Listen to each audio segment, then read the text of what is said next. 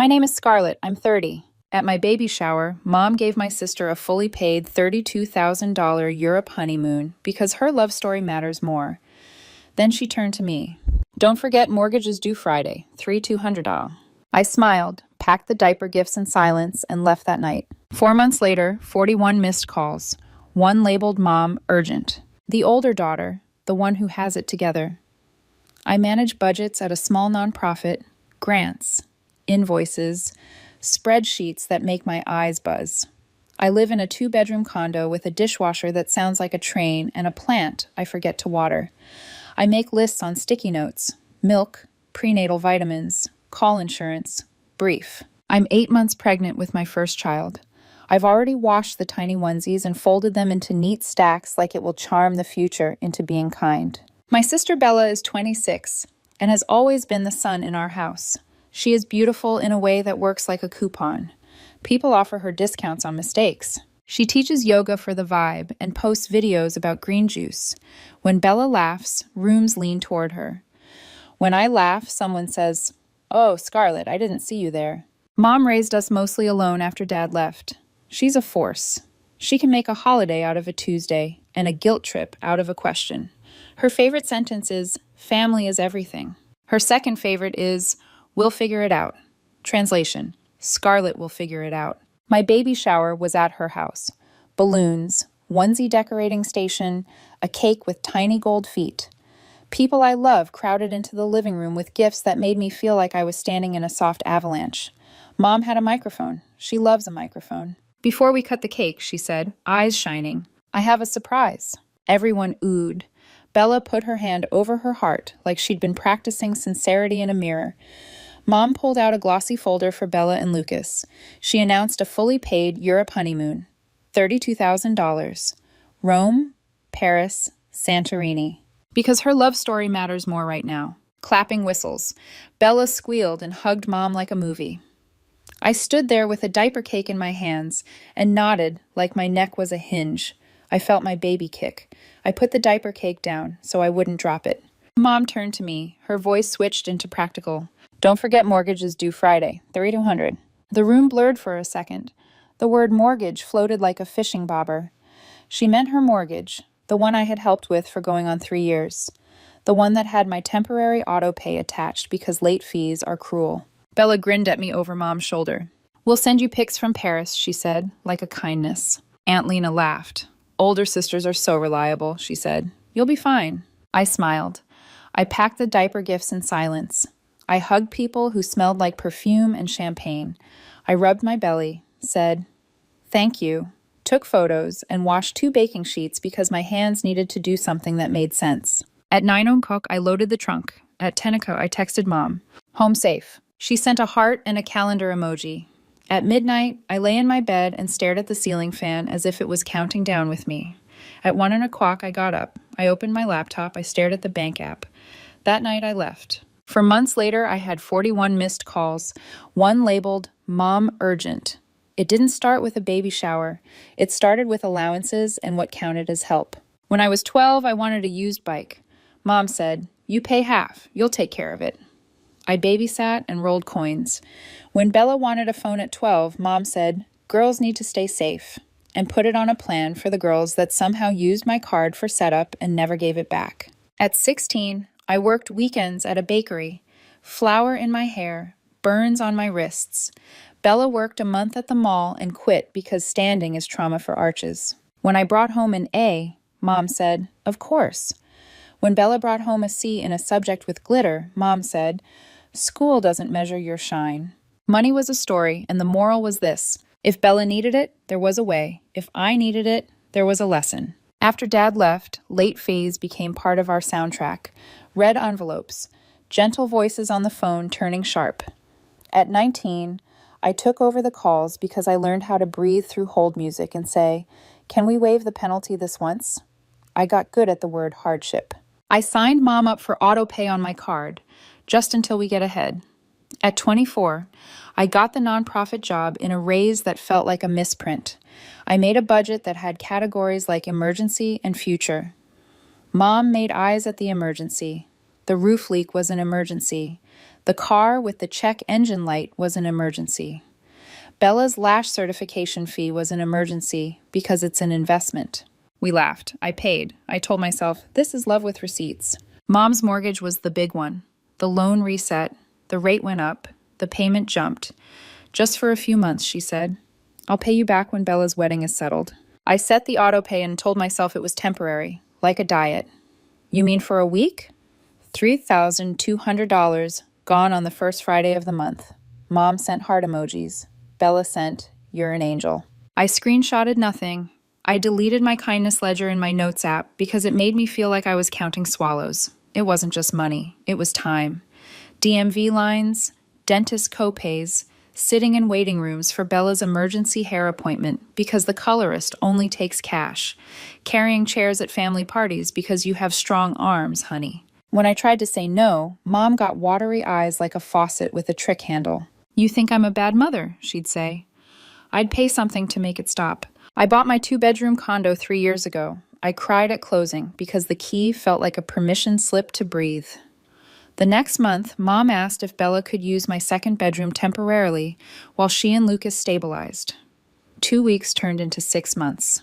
It's just until after the engagement party, Mom said. I raised the thermostat to the number I paid for and found it 1 click lower. I labeled my food and watched it evaporate. Bella posted a story from my balcony. City views, baby. No tag for my name. When Bella got engaged, Mom treated it like a national holiday. We had a binder with tabs. We had meetings with Sha'Carri. We had sentences like, we can't be cheap, and it's only once, and this is a family production. Family production meant, Scarlett, get your card. I set a boundary that felt like a fence built out of straws. My gift is $2,500. That's what I can do. Mom blinked like I'd said a rude word. Darling, that doesn't even cover photography. Bella laughed. Scarlett, she said like she was calming a child. Think bigger. I tried to say it again. $2,500. I said it slow, as if speed had ever been the problem. Mom pressed her hand to her chest. You know, our house payment is brutal this year, she said. Be a team player. She meant keep the auto pay. Why am I paying your mortgage? I asked, polite. Mom's face turned into that face. Because I raised you, she said. Because family is everything. Because your sister needs a start. My baby needs a start, I said, touching my belly. Bella rolled her eyes. Don't make this about you, she said, flipping her hair into a position that looked expensive. I had 1,000 tiny pictures like that in my head.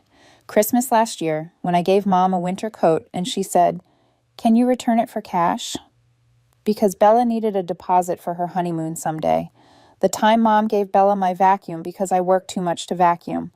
The day Mom told me to smile more so I wouldn't scare luck away. Still, I kept paying. Not because I'm a saint, because stopping felt like pushing a swing and letting go while the kid is still in the air. I made a list for baby things and crossed items off with satisfaction that felt like crumbs. I folded the stroller into my trunk 3 times to prove I could. I looked at my savings and pretended it was enough. The baby shower was supposed to be a circle of love with cake. It became a math problem with balloons.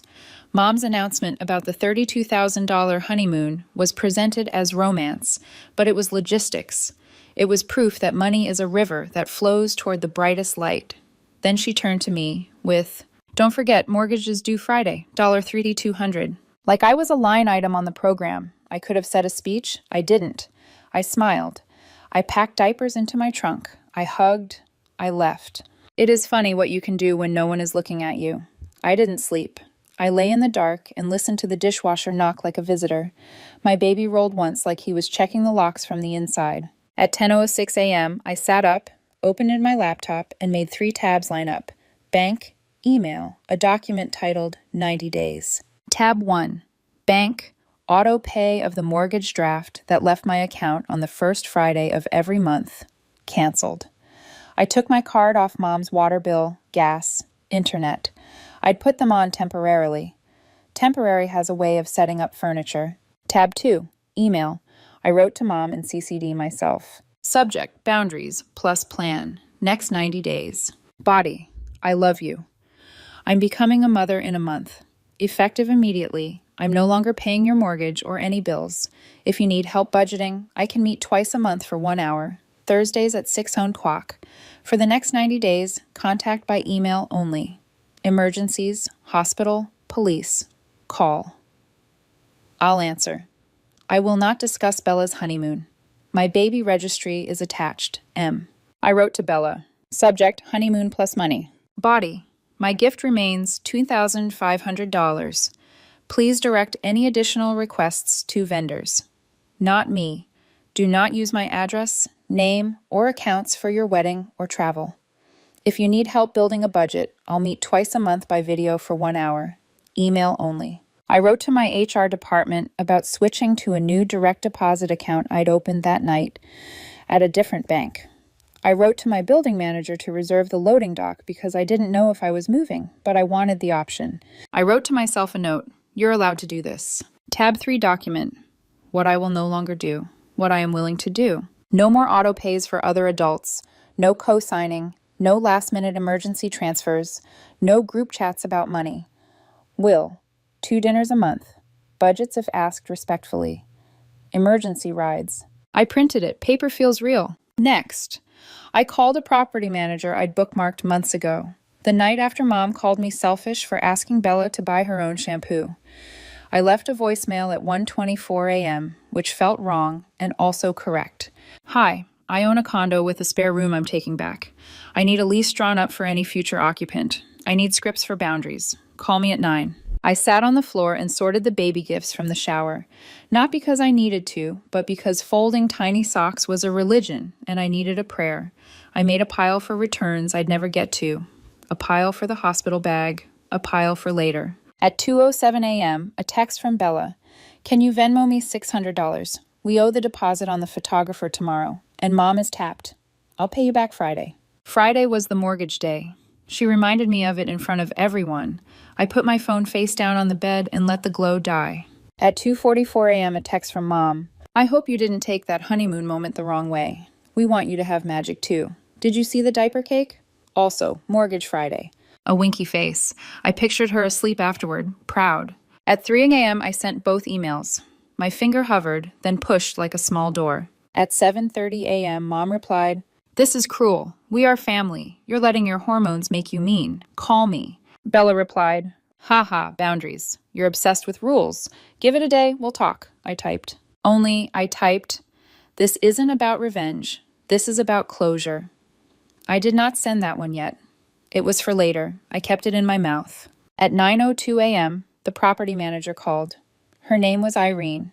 She had a voice you trust because it's not trying to sell you anything. Breathe, she said after I gave her a summary. We'll clean the paper first. Does your mom live with you? No, I said. She lives in her own place. Good, she said. We'll remove your card from anything not yours. We'll set up a P.O. box for any mail confusion. We'll draft a notice to your sister about the spare room if needed. Next time she asks for emergency money, the answer is, I've budgeted for my baby.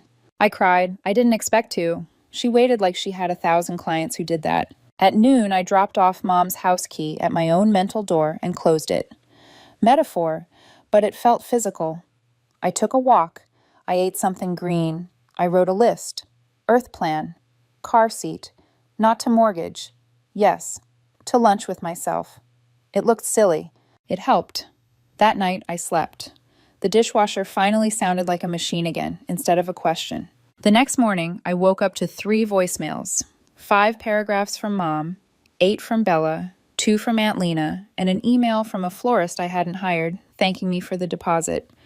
I replied to the florist. That charge was unauthorized. Please reverse. I forwarded the email to my new bank's fraud department. I sent Bella a 1-sentence email. Do not use my name or card with vendors. She replied, It's just a hold. Relax. You're being a lot. I sent her the fraud claim number and typed, email only. By Friday, my bank account was still mine. No $3,200 left it. No reminder text got answered. No calendar emoji told me what to be. Friday night, I packed a small bag and stayed with my friend Kay for the weekend because I needed to hear a different dishwasher sound. On Sunday, I returned home to a sticky note on my door. We stopped by. Call us, in Mom's handwriting, that can make any note feel like a fine. I didn't call. 3 weeks later, I had a baby with dark hair and a scream that sounded healthy. I named him Isaiah. He fit into the crook of my arm like a sentence that had been waiting to be said. I turned my phone face down for the first 3 days of Isaiah's life. I learned his smell. I learned the way my body could hold pain and love at the same time without breaking. Then, 4 months after the baby shower, he was sleeping on my chest, and my phone lit up like a bad Christmas tree. 41 missed calls, one labeled, Mom, urgent. I took a breath. I opened my email. The subject lines told the story before the words did. Mom, call me now. Mom, this is an emergency. Bella, seriously, Scarlett. Aunt Lena, this is going too far. Unknown number. Notice to pay or quit. Mortgage server. I opened Mom's first. They're saying the house is late. She wrote, We got a scary letter. I thought you set the auto pay. Why would you put us at risk like this? Call me. I opened Bella's. Did you cancel the florist hold? She's trying to say the card bounced. Also, Mom is having a panic attack. You're a mom now. Be compassionate. I held Isaiah and felt my chest turn into a map of heat. This was the urgent.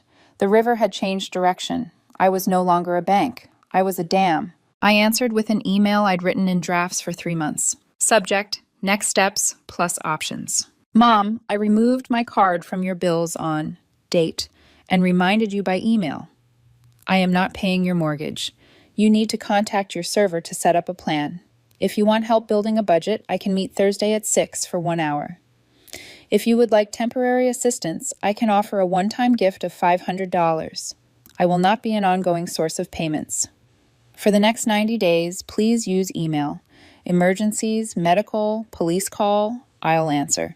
Love, S. I expected the storm. It arrived. Mom replied in 5 minutes. I'm your mother. How dare you let us get to this? We housed you. We fed you. You're cruel. What will people say? Aunt Lena chimed in. Unbelievable. After all Bella did for your shower. Bella sent a single line. If the house goes, that's on you. I wrote back to Bella.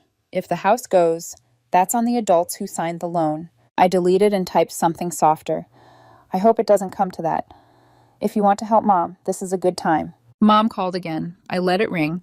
She texted, call me, like it was a spell. At noon, Mom's mortgage server called me because I had been the contact person. The woman on the phone had a headset voice that sounded like math. We're calling regarding address, she said. The payment is 30 days late. Would you like to make a payment today? I felt heat in my face. Please remove my number from this account, I said, as calm as a polite fire. I am not an owner or payer. She asked for confirmation. I gave it. We'll note the file, she said. I emailed Mom. I removed my number from your loan file. It is your responsibility to call them. An hour later, the urgent call logged in again. I stared at the screen and pictured the little machine inside the phone that made the noise and decided I didn't owe it my blood pressure. I pressed decline. The property manager, Irene, sent me a script for Mom. Call the server. Ask for a repayment plan. Ask about deferral. Ask about hardship. It's not glamorous, but it's doable. I copied it, pasted it, sent it to Mom. At 3:00 p.m., Bella posted a story with a black screen and white text.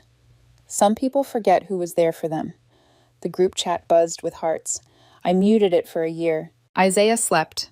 I washed bottles.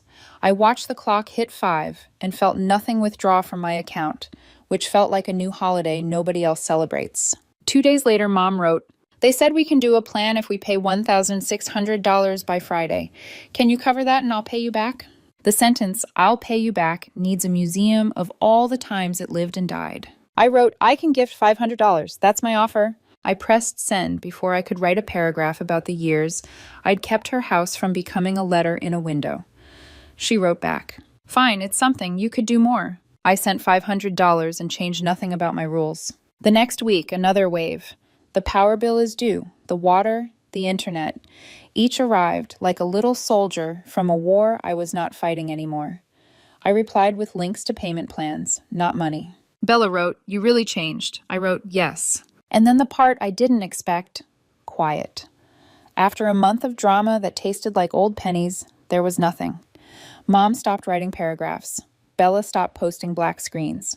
I went to the park and counted ducks instead of debts. I did small things that felt like wealth. I bought brand-name diapers without doing math. I put $100 into a savings account labeled Isaiah's First Summer. I slept when he slept. I ate on a plate. Then came the 41 missed calls day. Not because of foreclosure, because reality finally arrived at Mom's house with a stamp on it. A 30-day letter from the server pinned to the door like a bad invitation. Aunt Lena sent me a photo. "Look what you did," she wrote. I stared at the photo and felt a feeling that wasn't shame and wasn't joy. It was relief that the ground wasn't a trampoline. It was a floor. I wrote to Mom, "I'll meet you at this bank Thursday at 2. We'll ask for a plan. If they require a contribution, I can bring $200, but I will not be your auto pay ever again." She wrote, "Fine." We sat with a loan officer under a fluorescent light. Mom's voice was small in a way I had never heard. "We thought my daughter was paying," she said. The officer glanced at me. I didn't explain. I didn't apologize. I asked for a hardship plan and got one. It wasn't magic. It was math. Mom signed the paper with a hand that trembled. She didn't look at me when she left. That was okay. Bella sent a single text that night. "You could have done this sooner instead of being dramatic." I typed 8 replies, deleted them, and sent one sentence. "I stopped being your plan." Small things changed. Mom got a cheaper phone plan. Bella got a second yoga class that actually paid.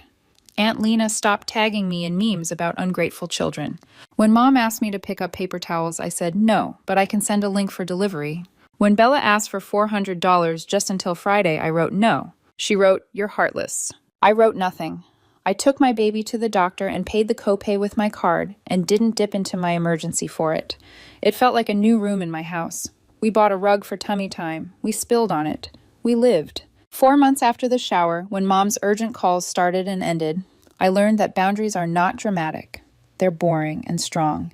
They make people adjust because they don't move. I printed one more piece of paper. What I can do, what I won't. I taped it inside my kitchen cabinet where I keep salt. 2 weeks later, Mom emailed, "Dinner Thursday." It was 3 words. No sermon. I wrote back, "Yes, 6 to 7, Roses." Roses is a diner that serves meatloaf with confidence and calls everyone sweetie. I got there early and sat in a booth that had seen fights it did not care about. Mom arrived in a sweater I'd bought her last winter. She looked smaller, like she'd misplaced some performance and didn't miss it. We ordered coffee. We talked about Isaiah's cheeks and the fact that he laughs at ceiling fans. We talked about a neighbor's dog that escapes. We didn't talk about the $32,000 honeymoon or the $3,200 mortgage. We sat like 2 people who remembered they were people. After the pie, Mom took a breath, the kind you take before you say a thing you don't like saying. "I pushed you too hard," she said.